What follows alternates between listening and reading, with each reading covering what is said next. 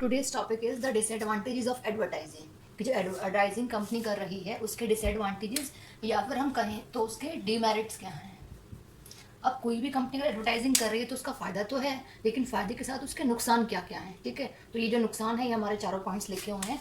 First is multiplication of needs. अच्छा, जो public है, ठीक है, क्या पब्लिक की जो नीड्स हैं, ज़रूरतें हैं, क्या एक ही होती हैं? नो नेवर, कभी नहीं हो सकती। अब लिखा है मल्टीप्लिकेशन का मतलब होता है बहुत सारी।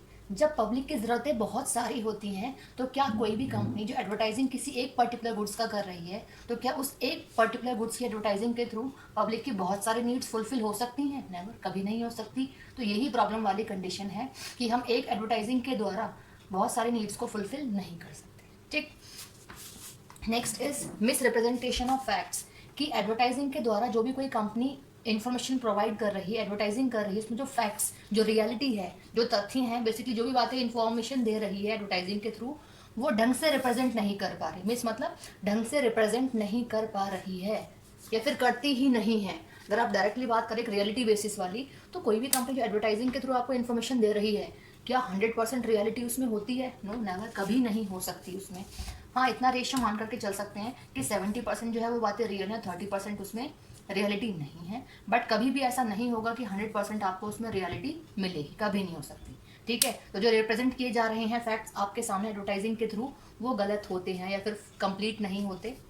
ठीक है, 100% कभी भी नहीं हो सकते। तो ये प्रॉब्लम वाली कंडीशन है। ठीक। नेक्स्ट इज इंक्रीज कॉस्ट कि एडवर्टाइजिंग के थ्रू जो कॉस्ट, जो लागत लग रही है किसी भी चीज़ की मैन्युफैक्चरिंग के लिए, ठीक है, वो जो कॉस्ट है, जो लागत है, वो इंक्रीज हो जाती है। क्यों इंक्रीज हो जाती है? देखिए, कोई भी कंपनी किसी भी तरीके की अगर एडवर्टाइजिंग कर रही है तो उसमें कंपनी का बजट, कंपनी का जो पैसा, कंपनी की जो मनी है वो लगती ही लगती है, चाहे कोई सा भी तरीका अडॉप्ट करे कंपनी एडवर्टाइजिंग के लिए।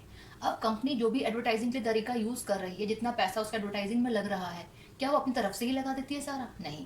जितना पैसा, जितना भी एक्सपेंस कंपनी किसी भी चीज़ के लिए कर रही है, वो पब्लिक में जो गुड्स प्रोवाइड करा रही है उसके प्राइस के थ्रू वो अर्न कर लेती है। तो उसकी वजह से क्या होता है, एडवर्टाइजिंग की वजह से जो कॉस्ट होती है किसी भी पर्टिकुलर गुड्स को मैन्युफैक्चरिंग के लिए, वो इंक्रीज हो जाती है। जो प्राइस डायरेक्टली अगर हम बात करें तो किसी गुड्स का जो प्राइस है हमारा, वो इंक्रीज हो जाता है, जिससे क्या होता है, मार्केट में डिमांड इंक्रीज होने में प्रॉब्लम रहती है।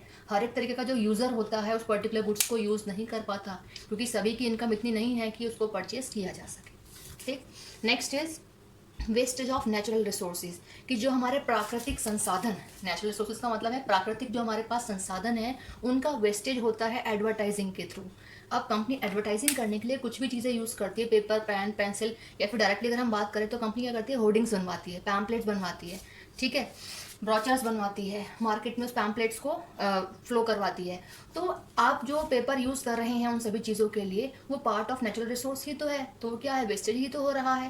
तो यही कंपनी कहना चाहती है कि एडवर्टाइजिंग के थ्रू क्या होता है, वेस्टेज होती है हमारे नेचुरल रिसोर्सेज की, जो प्राकृतिक संसाधन है, क्योंकि आगे आने वाले टाइम में मे भी कुछ रिसोर्सेज हमारे हों ही ना, ठीक है, उनकी कमी हो जाए, तो यहाँ उनका वेस्टेज नहीं होना चाहिए।